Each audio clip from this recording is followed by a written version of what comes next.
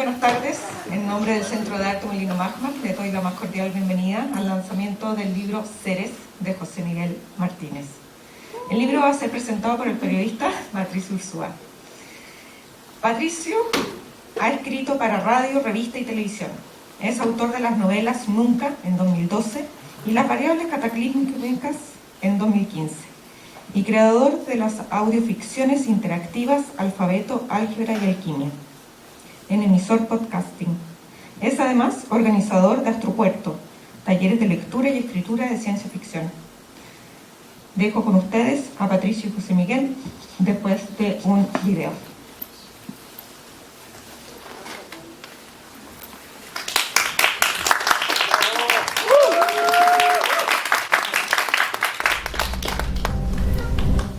El planeta Ceres ha sido colonizado. Un futuro delirante, contado de forma única.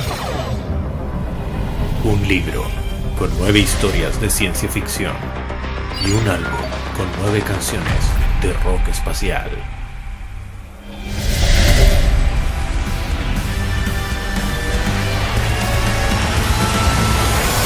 Léelo, escúchalo, vívelo.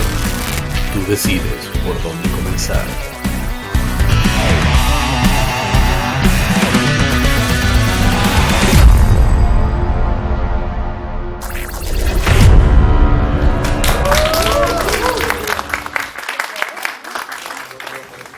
Bueno, ahora, ¿qué tal? Hola. Hola. Permiso. ¿Se escucha bien? Sí. Bueno, primero que nada, quiero agradecer a José Miguel y al Centro Cultural Magma por la invitación. Fue muy inesperada y fue muy inoportuna, pero también me entusiasma mucho esta oportunidad de por fin, aparte de poder conversar así como con todas las distancias del caso, pero cara a cara por fin. Así que eso, bueno, salud. A mí en lo personal fue una gratísima sorpresa descubrir la escritura de José Miguel y preparé algo muy cortito para abrir esta conversación, que yo creo que va a ser más conversación que otra cosa. Sí.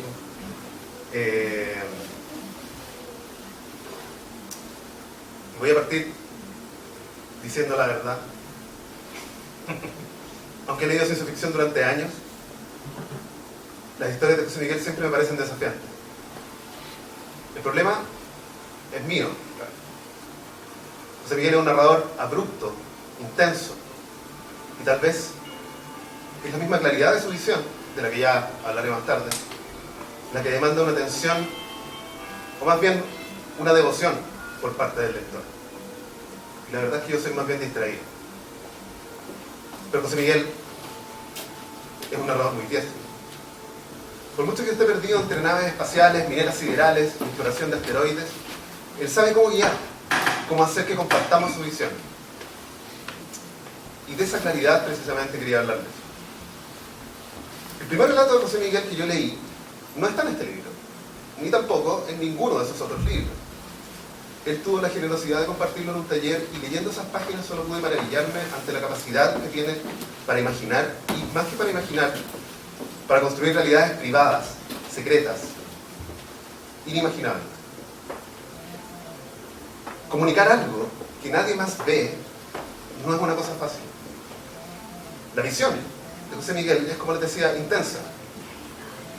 Y a mí se me ocurre también que es sinestésica.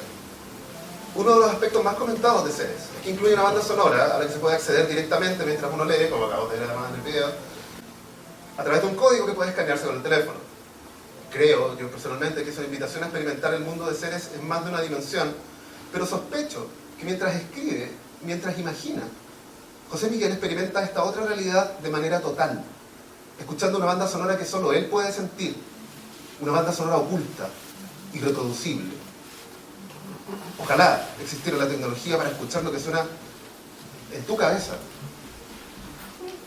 Contamos por suerte con tu destreza como narrador, para conocer convertidas en relatos las estrellas distantes que visitan su mente.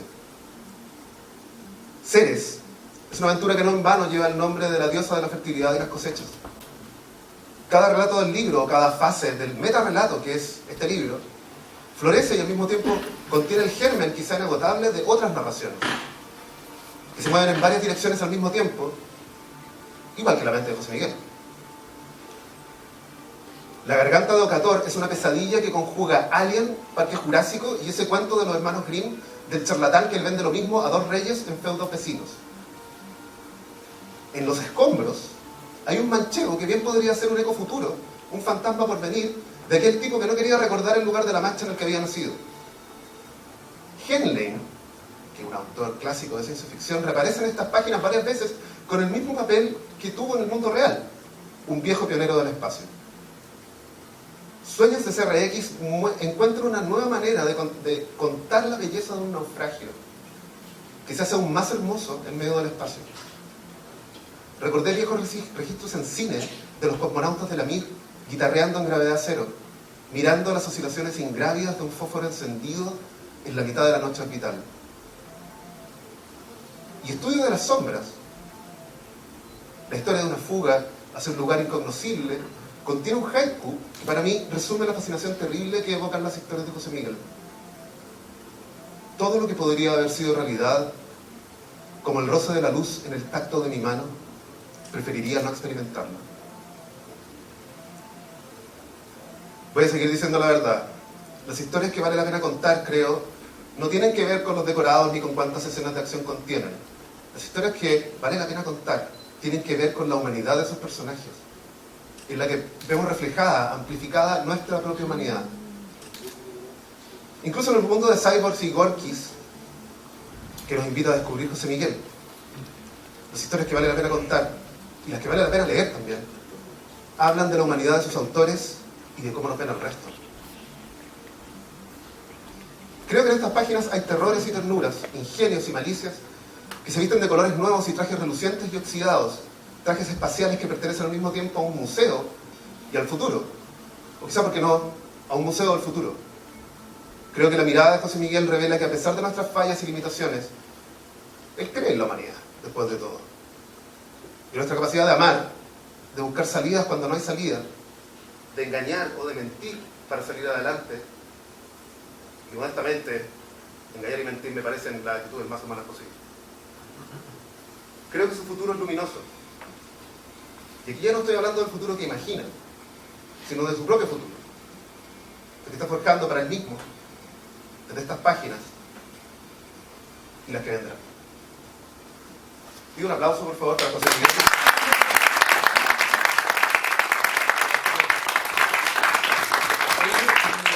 Tengo un par de preguntas y probablemente van a ir saliendo más. Y yo creo que también podríamos como ofrecer la palabra a los que quisieran preguntarte algo. Pero, ¿qué te hizo? O sea, en algún momento tú llegaste a la ciencia ficción, después de haber experimentado y escrito en otros géneros.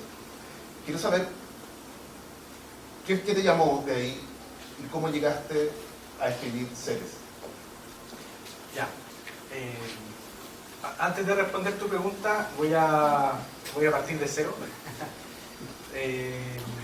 Agradeciendo, primero que nada, tus generosas palabras. Siempre uno como que se pone como nervioso cuando habla del libro de uno y como de tan cerca, entonces... Literal. Sí. Entonces, no, muy agradecido de verdad por tus palabras, y porque estoy acá, y porque obviamente lo que significa como estar presencialmente, porque yo con Pato hablamos mucho, pero a través de la pantalla, porque Pato vive en Santiago aparte, entonces... Estoy en Santiago ahora, en una proyección. Así que nada, yo estoy súper agradecido como de que esté acá y que seas tú el que esté presentando el libro. Agradecer también al Centro de Arte Molino Magmar porque, verdad, si ellos no me, y a Fabio Lajot en particular, si ellos no me proponían como esto, a mí no se me habría ocurrido. El libro se publicó en mayo y como que ya cuando ya pasa como cierto tiempo uno como que ya da vuelta a la máquina y fueron.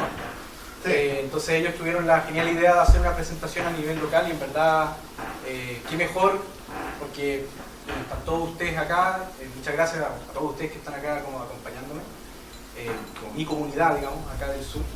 Y en particular agradezco profundamente que esta es la primera presentación de un libro en la que me acompaña mi hijo Santos. Entonces, eso a mí me emociona mucho y yo quería pedirle un aplauso para Santos que está acá.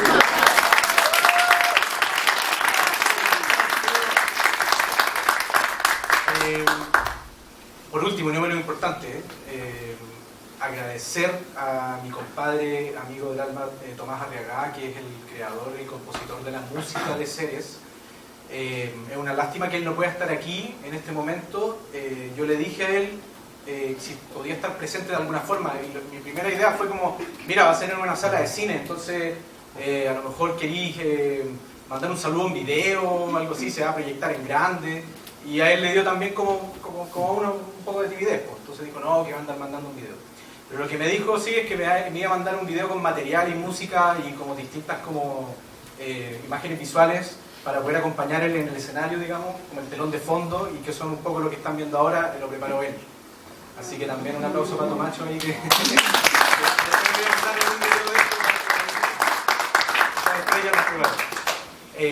y ahora sí entramos en... Ahora sí, contéstame la pregunta que le hice de su padre.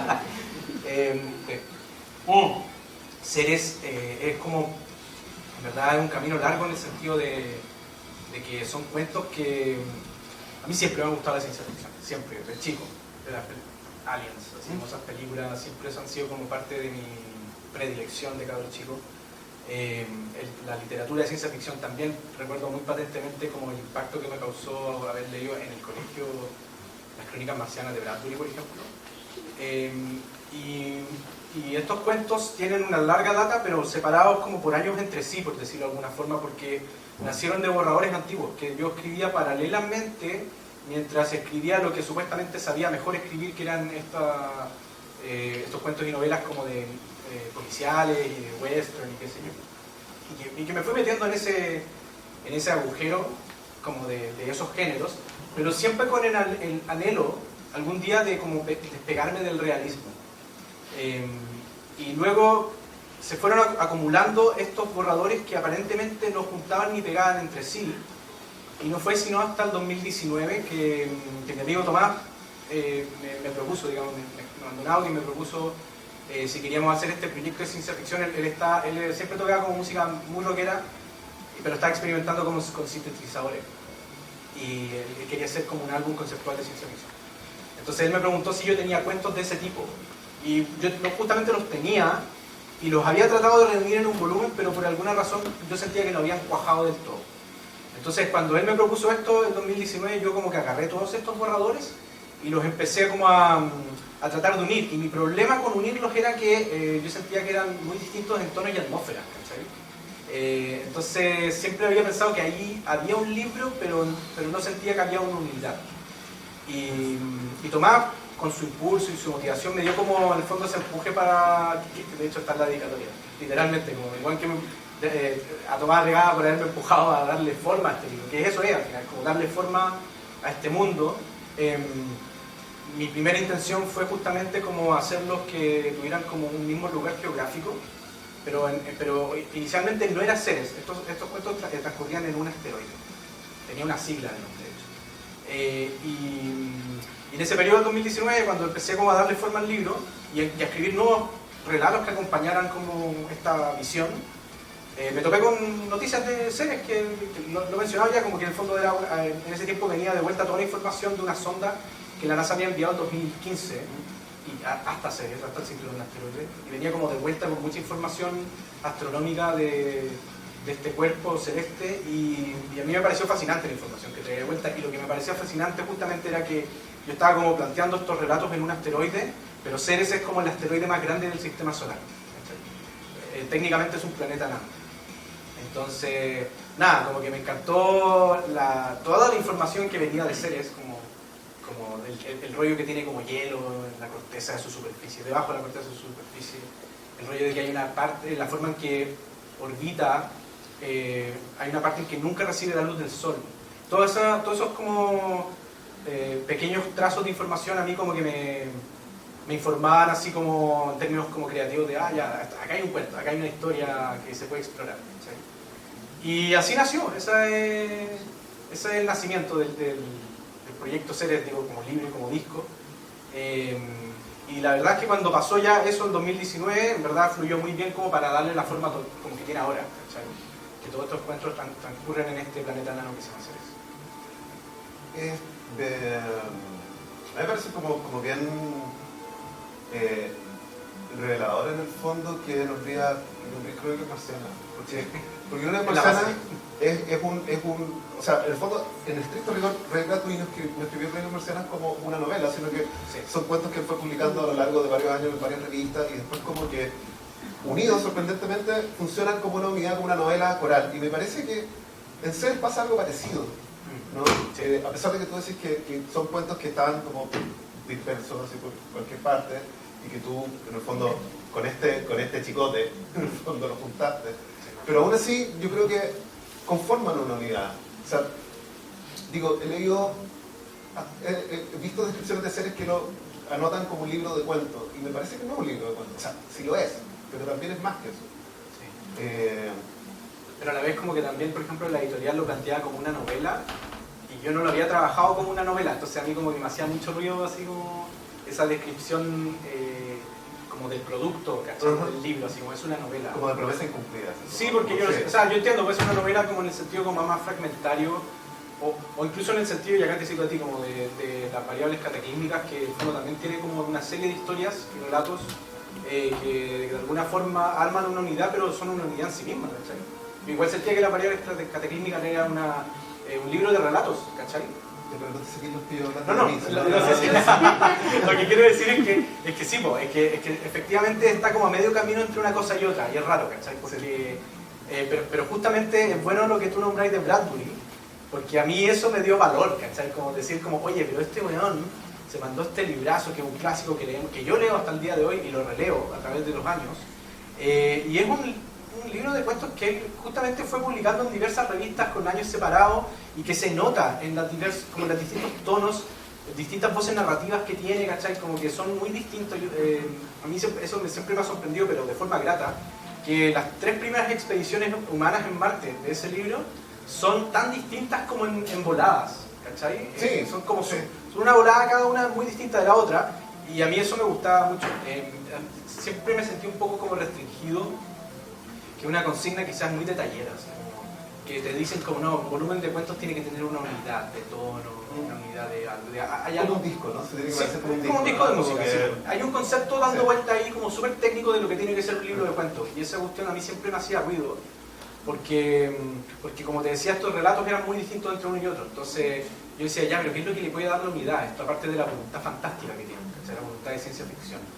Y al final, claro, Bradbury, las Crónicas Marcianas, ¿cachai?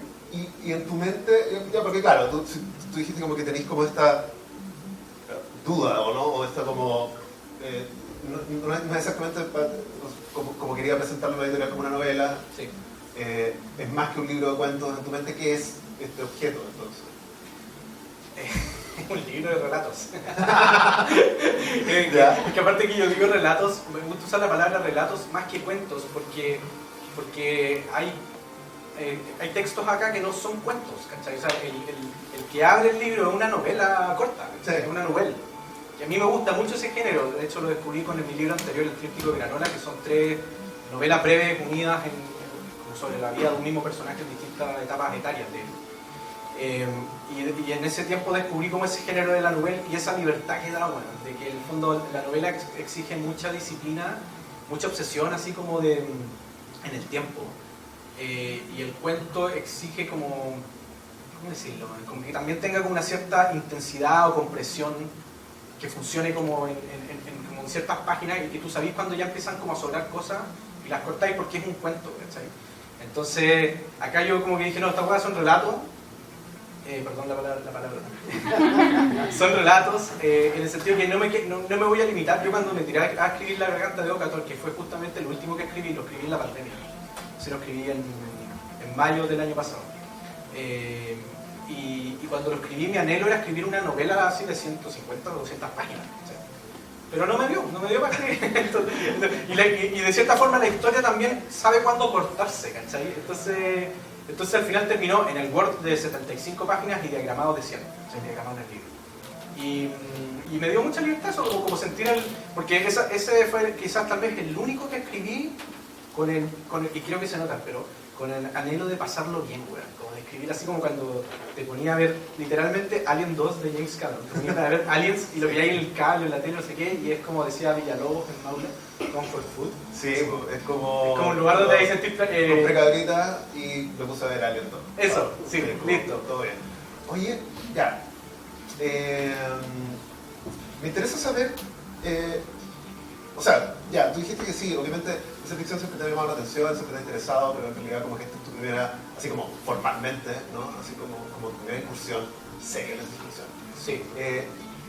Quiero saber dos cosas. Uno, ¿qué te ha parecido en el fondo como... Ya, la garganta de todo lo escribiste así como en... Popcorn. Sí, hacémoslo bien. Sí. Ya, pero en cuanto a experiencia escritural, digámoslo así, ¿te acomodó como explorar estos mundos o los códigos de la ciencia ficción en el fondo del género? Sí. Sí, absolutamente, en el sentido de que una cosa que también dio justamente como el impulso para escribir este libro o armarlo fue el hecho de que me tenía medio hastiado el realismo. Ya llevaba 3 novelas realistas, o sea, igual son medias, tienen sentido de humor, tienen algo de paródico en algunas cosas, pero en el fondo se plantean en este mundo terrenal, por así decirlo, ¿cachai? Bajo los géneros policial, western, y me tenía chato, entonces como que necesitaba soltarme las trenzas, así como y en ese sentido el género de la ciencia ficción y de la literatura fantástica en general es ideal para eso. O sea, de hecho mi único problema al respecto fue como dónde pongo el límite, dónde pongo las riendas de la hueá, ¿cachai? Perdón por la palabra, dónde pongo las riendas del asunto, en el sentido de que, por ejemplo, hay un relato de viaje en el tiempo, viaje en el tiempo en una municipalidad. ¿Cachan ahí? Y ese cuento, ese relato, porque también es como que se extiende,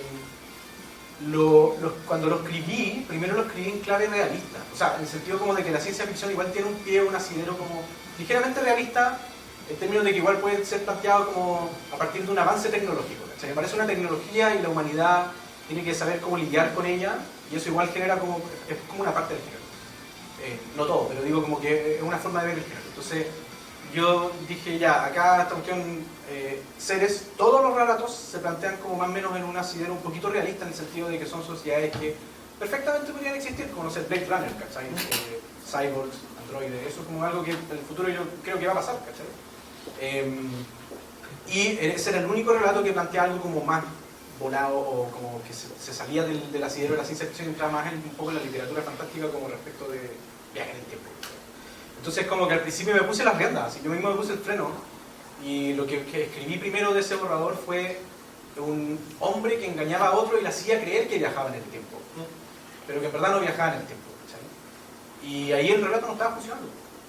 Entonces en un momento en que yo lo escribí en 2015 y después lo agarré de nuevo para corregirlo y retomarlo para el libro del 2019 recién, y cuando lo leí fue como ¿por qué mierda te pusiste tú mismo como en los frenos, cachai?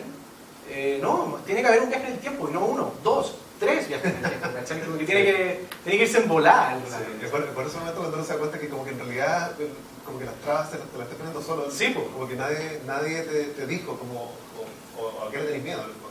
Totalmente. Y me gusta aparte como la idea de que la estafa del viaje en el tiempo se haya vuelto real, sí. En el fondo, como que la mentira era real. Sí, sí. Lo otro que te quería preguntar acerca del género es si seguiríais escribiendo, o sea, porque me parece que precisamente la manera que he enfrentado como tu carrera como escritor es a partir de géneros. Sí. Y entiendo aquí géneros como la ciencia ficción, el horror, qué sé yo, sí. En esa acepción de la palabra género.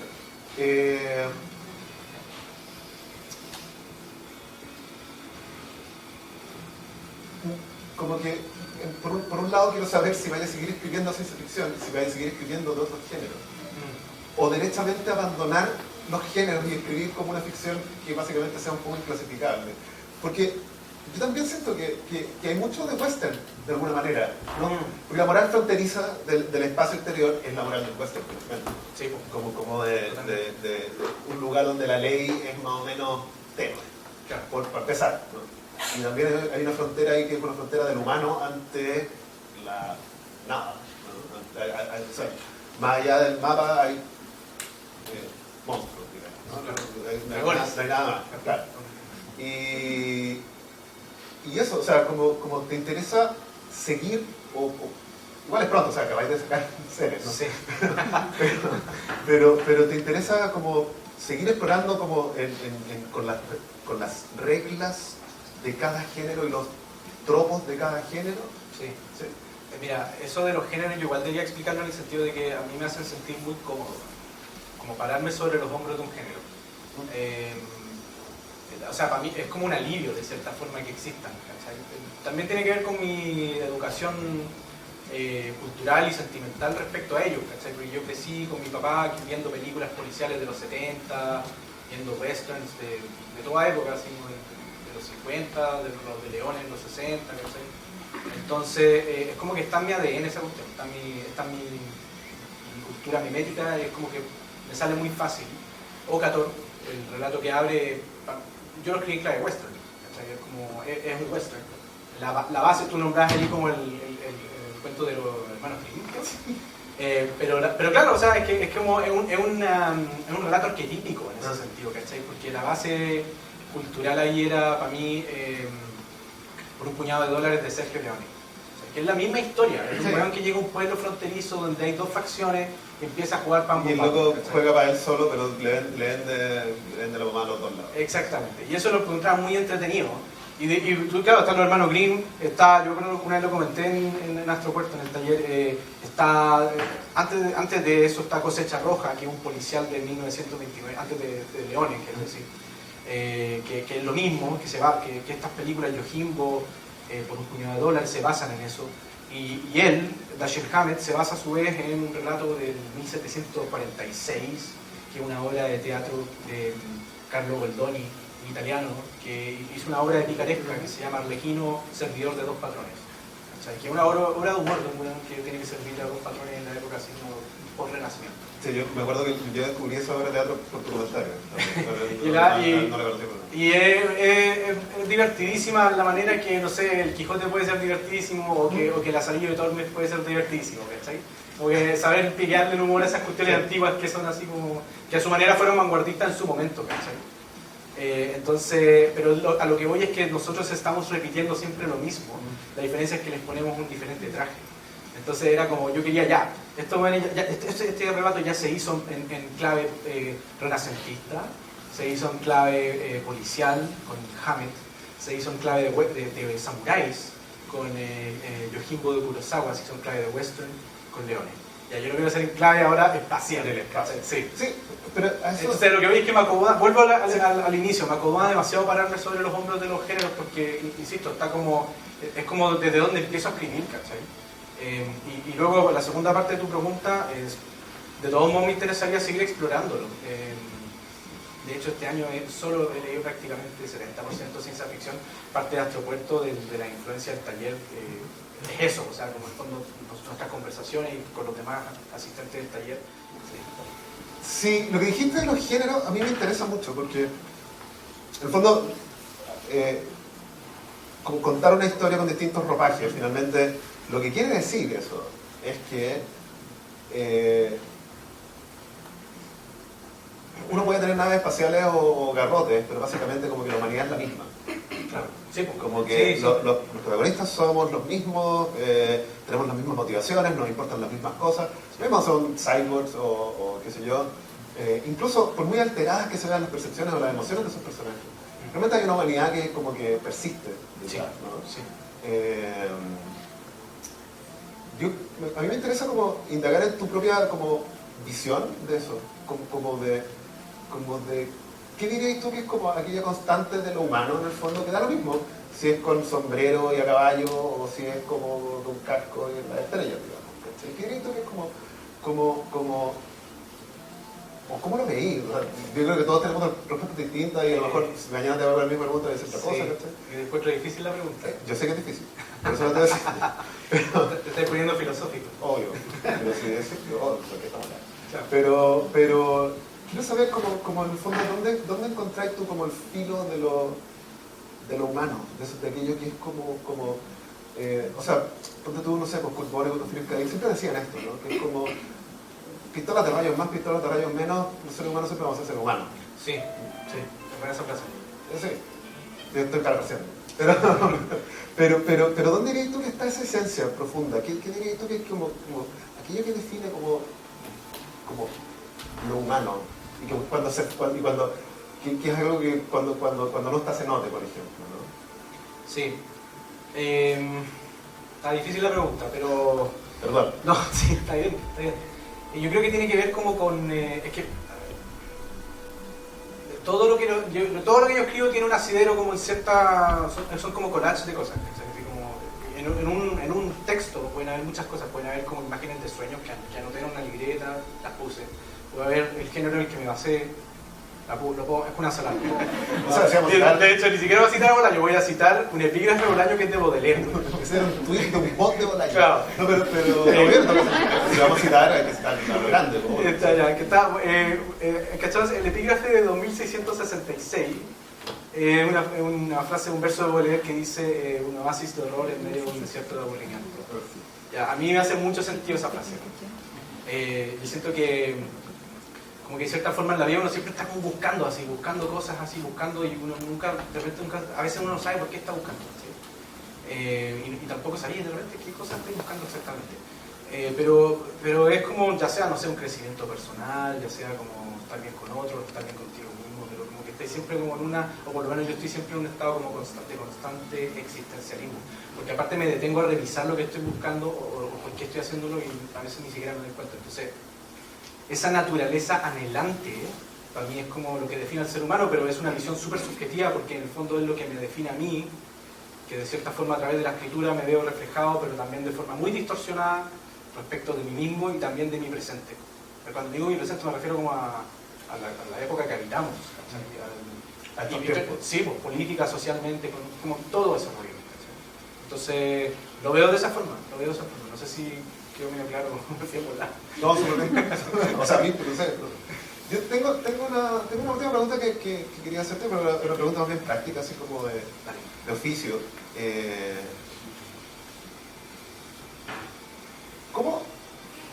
O sea, más que cómo escribir, porque es demasiado general, pero ¿cómo son tus hábitos en el fondo? ¿Eres de escribirte como cierta cantidad de horas al día, o cuando tenés ganas, o de repente, no sé, azarosamente, no sé? Soy como un escritor entre comillas obsesivo cuando hay algo que escribir. No estoy escribiendo todo el tiempo. De hecho, el cuento de Astropuerto, el único escrito de ficción este año, es como muy decidor en ese sentido. Creo que hay que escribir cuando se siente la necesidad nomás. Pero cuando se siente la necesidad, soy súper disciplinado. O sea, cuando salió el último relato Ocator el año pasado, me acuerdo que se me empezó a ocurrir la idea, y lo primero que hago cuando se me ocurre la idea es que tomo notas en croqueras. Notas de las muy generales, como esto va a ser un relato sobre esto, va a tener tales referentes, de repente se me ocurren frases así que me gustaría que estuvieran ahí, o imágenes, ¿cachai? Como que ya, las anoto, ¿cachai? Y luego hay un punto en que ya he notado suficiente en la croquera y sé que tengo que sentarme a escribir, ¿cachai? Y en ese momento me lanzo, y ahí me pasa que generalmente el relato me obsesiona, ¿cachai? Entonces es como un clima constante que tengo que sacarme de encima, y como tal escribo todos los días, apenas puedo. Por lo general me gusta escribir mucho en la mañana, pero cuando digo en la mañana me refiero a la madrugada, así como que me produce tal ansiedad como cuando se me ocurren las ideas, que a veces me despierto a las 5 de la mañana como me voy a acostar como pensando en la cuestión, y después me despierto a las 5 de la mañana y es como, ya, de 5 a 7 voy a estar escribiendo, ¿sí? Bueno, y de ahí empieza la vida, pues, desayuno, y dejar a Santo al colegio, trabajar. Y eso trato de sacármelo encima lo más rápido posible. Por ejemplo, Bocator lo escribí en 2 semanas, así como todos los días, y está súper disciplinado. Hay novelas, no sé, me acuerdo de Hombre al Sur, y una novela de 350 páginas la escribí en 3 meses también. Porque también con ese así como súper obsesivo y súper disciplinado. Y luego hay periodos en que uno no escribe nomás. ¿Sabes? Y es como... Es chistoso eso, eres escritor, ¿cachai? Pero en verdad uno no está escribiendo, ¿no? Te hace la pregunta, ¿qué estás escribiendo? Y yo como, nada.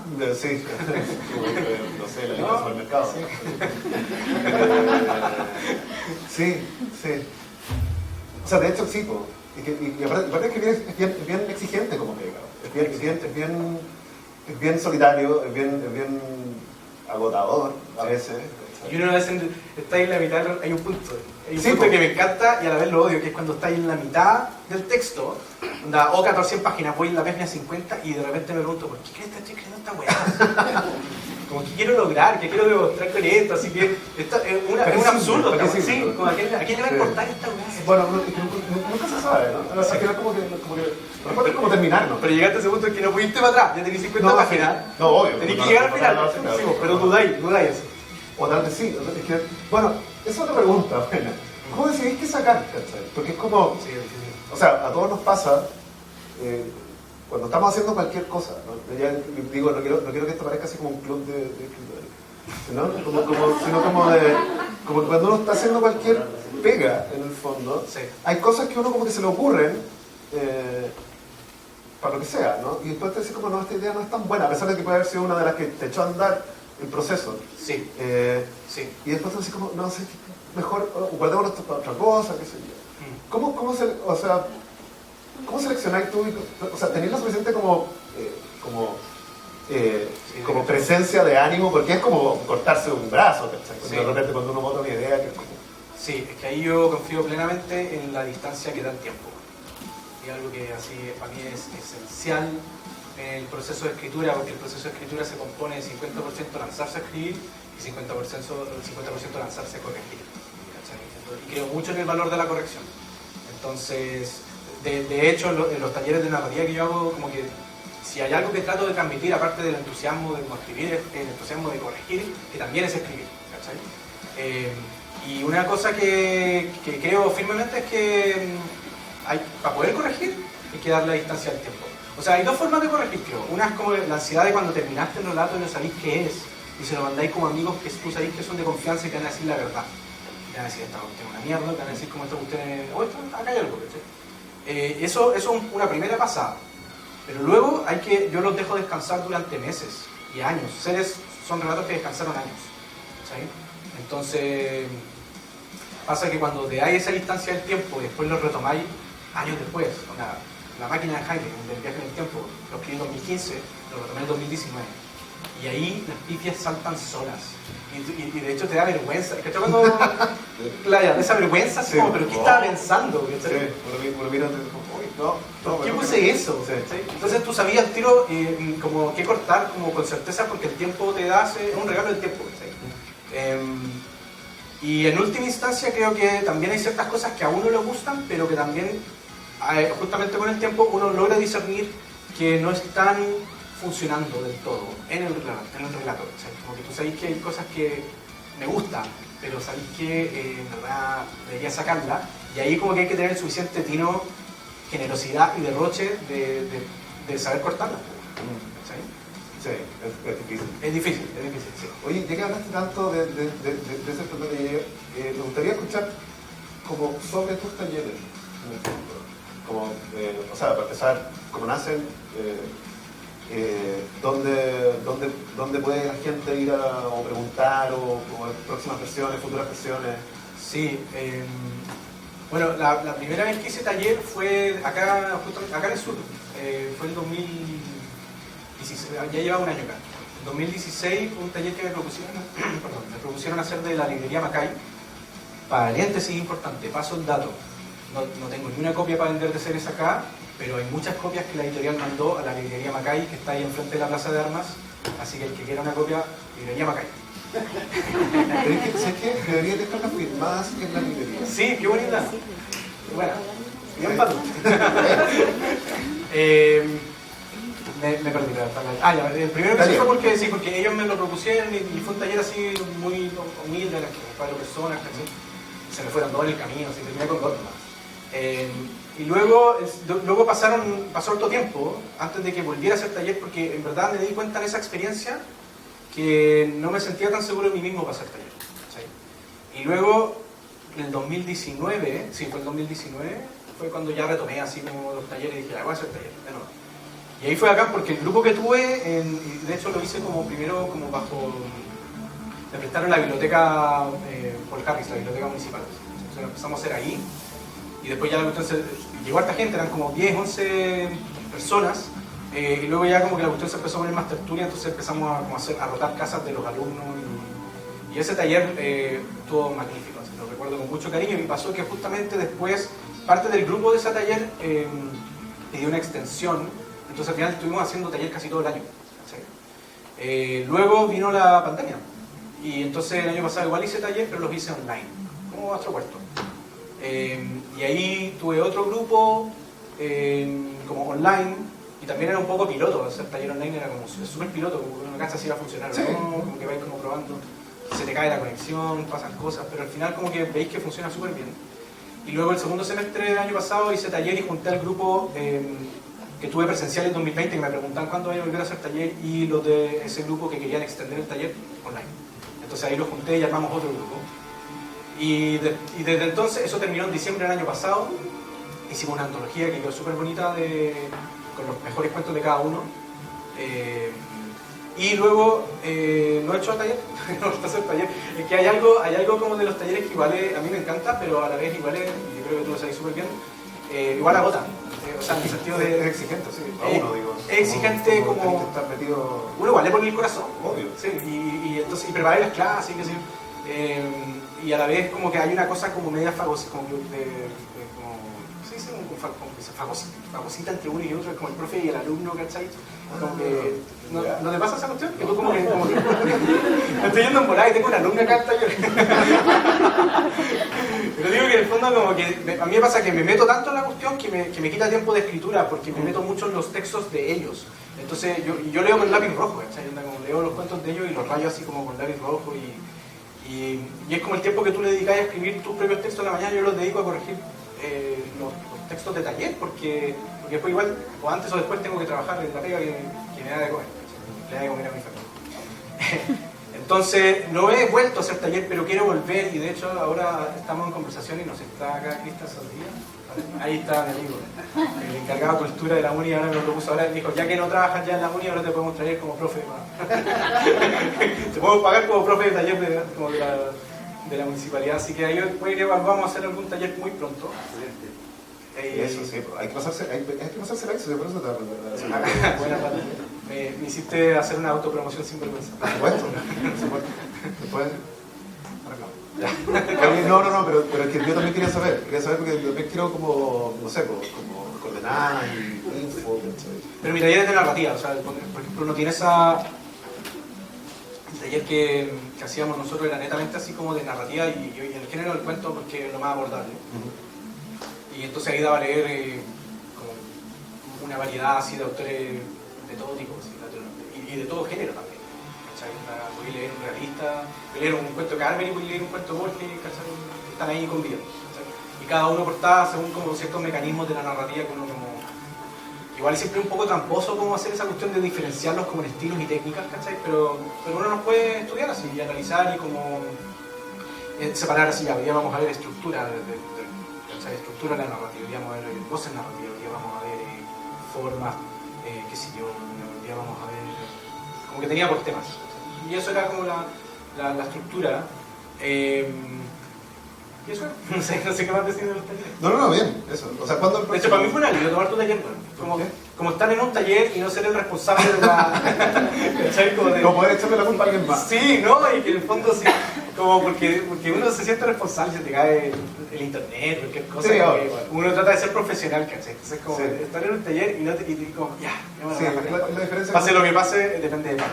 La diferencia como entre ser como poner la música en una fiesta o ir a una fiesta. Exacto. No, es como, no depende de mí.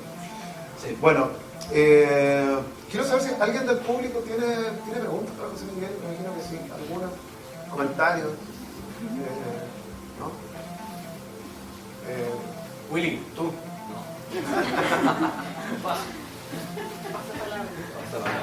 ¿No? No importa, está todo bien. A mí me llena el corazón que hayan venido. Eso es lo que me importa, así que muchas gracias. Sí, bueno, eso. Sí, gracias a todos por venir.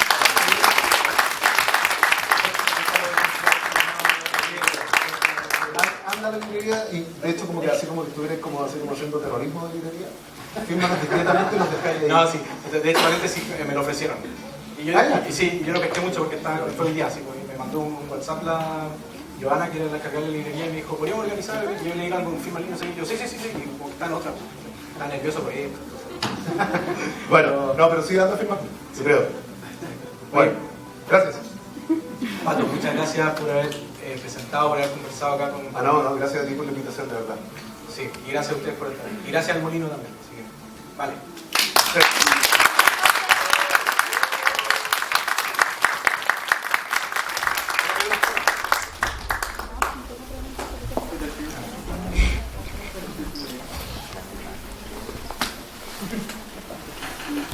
¿Santos querés subir al escenario? Claro que sí. ¿Ven?